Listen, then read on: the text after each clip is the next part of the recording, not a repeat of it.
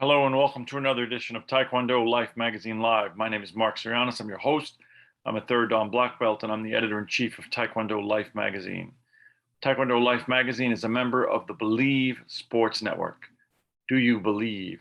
Believe is the #1 podcast network for sports and for professionals. We have been covering, as you know, from the entire times over the last 2 years, basically, maybe longer, the 2020 Tokyo Olympics. I have been trying to bring you updates as often as I can. Our last update was literally days ago. 2 weeks ago, we talked about the fact that there was a 5 organization entity that had been put together to evaluate whether or not spectators would be at the live venues, and the plan that they had in place to allow limited spectators up to 10,000 at certain venues, and the things that Tokyo and Japan were doing in preparation for the Olympics. Today, we bring you the latest updates, dramatic changes on today's program. Before I talk about these issues in Tokyo and the Tokyo Olympics, I wanted to talk to you about our sponsor. This episode is presented by BetOnline. BetOnline is the #1 sports platform for betting, for online betting on the internet. It is really great. We talk about the Olympics, and even though perhaps the Olympics is not something that is historically bet on, I know that BetOnline will probably have a number of different things that you can bet on as it relates to the Olympics.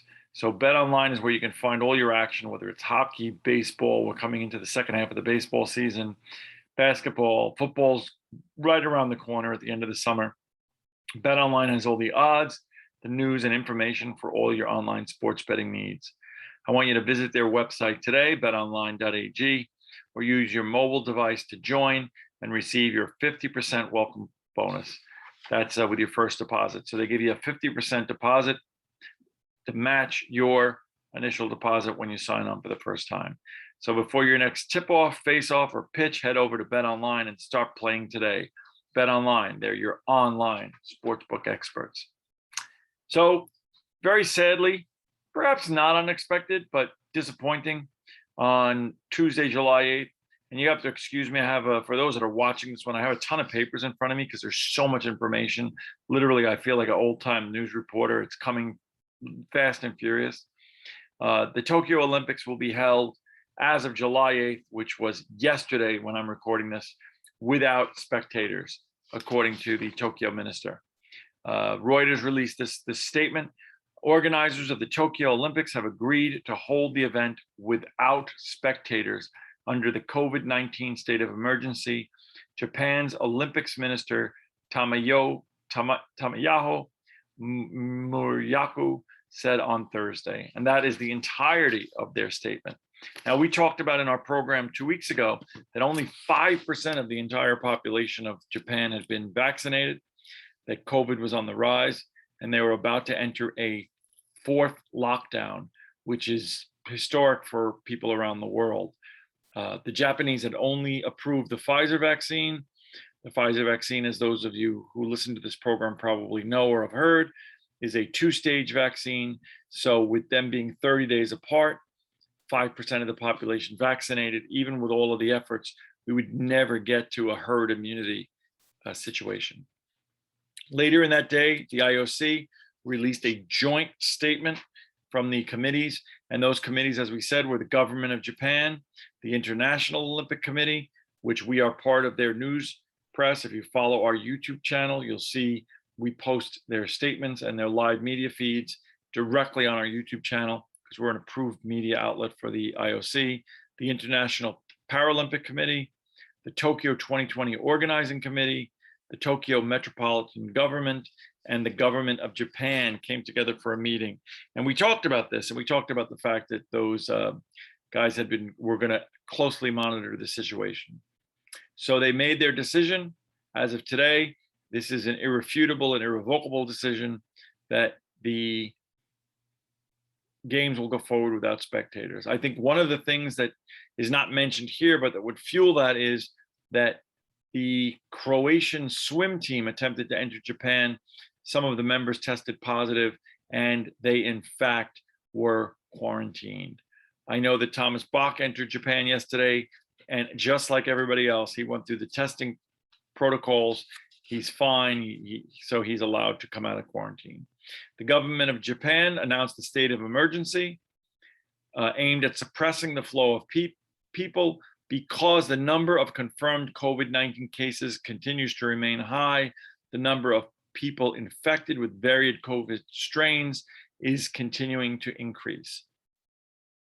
On their June 21st statement, which is what we talked about, they said in the event of a state of emergency or other priority measures implemented on or after July 12th, that they would consider further restricting from their June 12th or July 12th statement. I'm sorry, June 21st statement, they would consider further restricting, and that is what they have done. In the event of a significant change in the state of infection, the 5-party meeting will be convened immediately to review spectator capacity, which is what occurred. Following that discussion on June 21st, it was stated that the Paralympics, which happens a little bit later, they would make that decision later. I'm assuming there'll be no difference. There'll be no dramatic change that will allow the Paralympics to have spectators.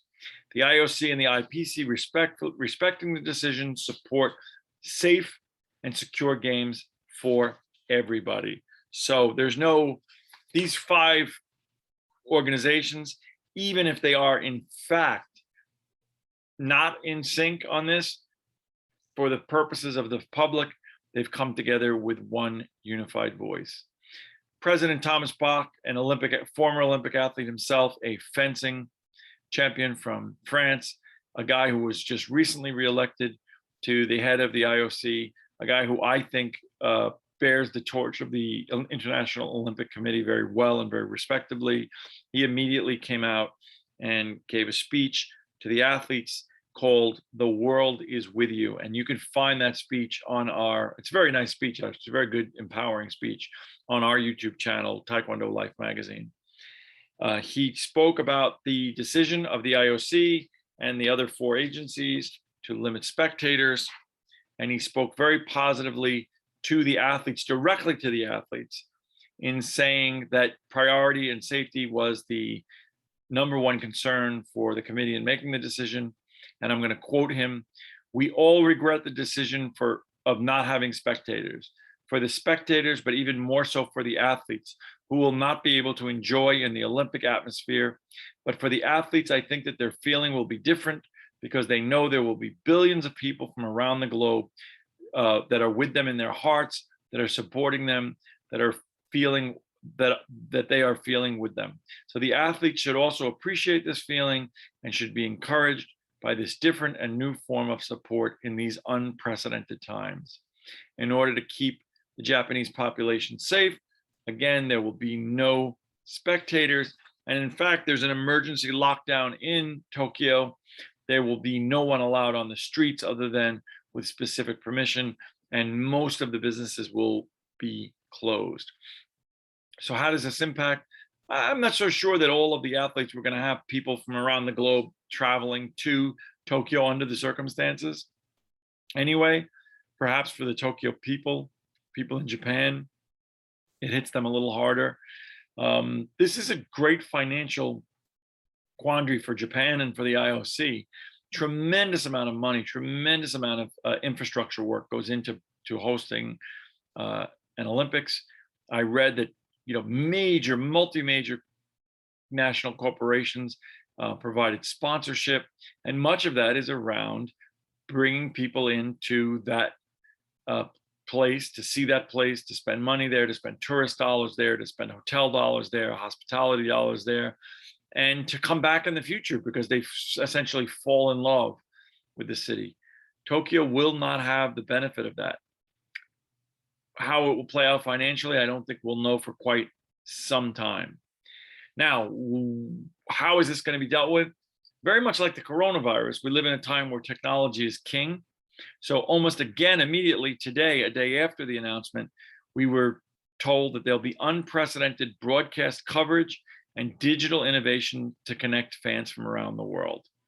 So the TV coverage of Tokyo 2020 will be double the television coverage from Rio 2016. So there's a concerted effort there to increase coverage. In the USA, here in the USA, where NBC has the rights to the Olympics, there'll be more than 7,000 hours of coverage between TV and digital platforms. That, of course, is a record. In Europe, it'll be 4,000 hours across all of Europe. And there will be a variety of new formats to deal with this. Now, I told you when they were planning on having spectators that the spectators were going to be prohibited from uttering loud noises, from cheering, from jeering, from things of that nature, which of course in and of itself was going to change the dynamics.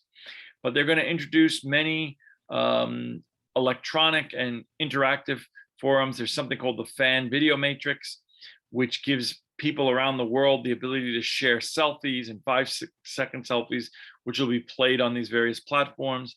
There's going to be a electronic cheer map, which will give people through interactive, through either websites or through things of that nature, the ability to cheer. So you'll be able to see, oh, is there more cheering coming in this event from the United States or coming from Japan or coming from various places? It'll be interesting to map out. If you have, Croatia against Korea, you should primarily see the cheering in those two areas, right? So we'll see. Our ambition is to bring the magic of athletics and modern achievement to a world on an unprecedented scale. Technology will play a critical role in connecting the fans with the athletes, is what they're talking about. We ran a video from the Olympic Broadcast Center earlier in the week, which officially opened last week, and it's really a marvel to behold. Their CEO, Yannis Exarchos, talked a lot about that, and that was before this, but I would assume they had innovative plans there as a backup. The OBS will be pushing the boundaries, broadcasting and producing 9,000 hours of content, which is a tremendous amount. They will be really literally around the clock, and they'll provide safe, I saw there's tremendous things there, safe distance ways for athletes to be interviewed before and after the events. Olympics.com, that's Olympics.com, that launched as a subdivision of the IOC as a website in May. That's a new platform to try to bring all of this together. So you have the ability through going to Olympics.com, I guess, to find out all there is to find out about what's happening at the Olympics, the timing, where the events are taking place, what the medal count is, and things of that. There are a ton of other things that will be going on and that will be worked on to make the Olympics accessible to people as we come in now to the last. We got to be in the last several weeks. We were about 32 days. We're probably about 15 days, maybe 17 days from the start of the Olympics. So I know that they had the torch bearing ceremony, and several of the people that were involved in that actually got the coronavirus from the gathering, and that's probably playing into their effect. So we will keep you informed. We'll keep you apprised. It will be a very different Olympics. But again, themes that we've talked about, the Olympics has only been canceled 3 prior times in history. This year it was postponed 3 other times, 2 during World War II, 1 during World War I. And it seems that the IOC expressed their commitment. It seems that the Olympics will happen one way or another. We hope that they'll be safe. We hope that they'll be enjoyable. And we hope that they will be the fulfillment of the athletes that are competing there, of their hopes and of their dreams, and of all their hard work. I know for us in the Taekwondo community, we will be watching very closely and expecting really some exciting competition. This episode has been presented to you by BetOnline. BetOnline is your online sportsbook expert. And I look forward to seeing you as the world reopens, seeing you on the mat, seeing you in the dojang, and maybe in the future, seeing you face to face at the 2024 Olympics. My name is Marc Zirogiannis. This is Taekwondo Life. Have a good night.